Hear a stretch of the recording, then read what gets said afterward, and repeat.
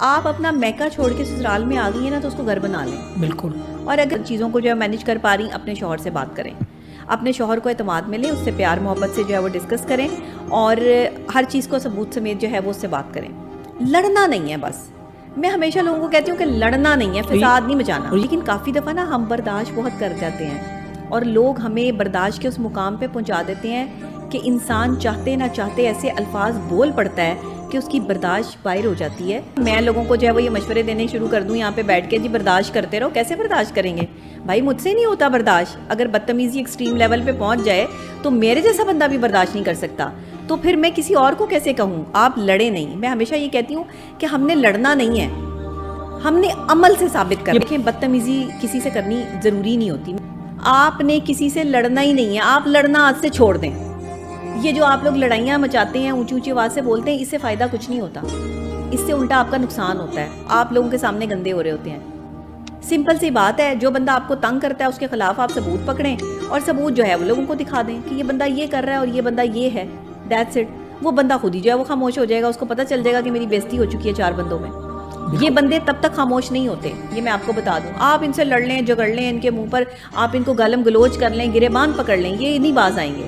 इन्होंने नहीं बाज आना, इनका लड़ना हल ही नहीं है। जब भी नई शादी होती है, कोई दूसरे घर जाता है, उसको वहाँ के तौर तरीके समझने में कुछ वक्त लगता है। एकदम तो कोई भी नहीं परफेक्ट होता कि सब चीज़ें जो है समझ जाए। कुछ बहुत ही कम ऐसी लड़कियाँ होती हैं जिनकी बहुत अच्छी ट्रेनिंग हुई होती है और वो चीज़ों को बड़े अच्छे तरीके से हैंडल कर लेती हैं।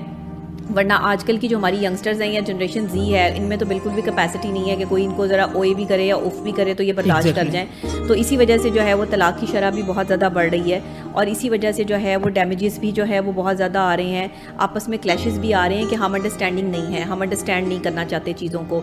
देखें, दोनों तरफ से अंडरस्टैंड करना पड़ेगा। शौहर अपनी बीवी को इज़्ज़त दिलवाता है और बीवी जो है वो अपने शौहर को इज़्ज़त दिलवाती है।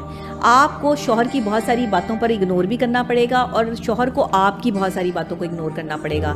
मैं फिर वही ये कह रही हूँ कि आपस में बेवकूफ़ों की तरह लड़ना बंद कर दें। ये आप इग्नोर नहीं करेंगे तो आप तो जानवर बन जाएंगे ना, एक दूसरे के दुश्मन बन जाएंगे, खून के प्यासे बन जाएंगे। वो रिश्ता जो मोहब्बत का रिश्ता है वो बदतमीज़ी में बदल जाएगा। और मियाँ बीवी का रिश्ता बदतमीज़ी में बदलता ही तब है जब हम अपनी बर्दाश्त से बाहर हो जाते हैं और जब हम ये समझते हैं कि दूसरा शख्स हमारी बात को समझ ही नहीं रहा। असल में आप उसे समझाने में नाकाम हो गए। आप तरीक़ेकार बदल लो। आपने बदतमीज़ी से समझा के देख लिया, उसे समझ नहीं आई। बदतमीज़ी से किसी को भी समझ नहीं आती। आपने किसी की खड़े होकर तजलील कर दी, 4 बंदे जो देख रहे थे उसके घर वालों को भी बुरा कह दिया, उसको भी बुरा कह दिया, उसकी तरबियत में भी कीड़े निकाल दिए, सब कुछ कर दिया। अच्छा, इससे बना क्या? सिर्फ आपके जुमले जो है वो ट्रांसफ़र हुए और उसके दिल में आपके लिए नफरत पैदा हो गई। अगर यही जुमले आप बचा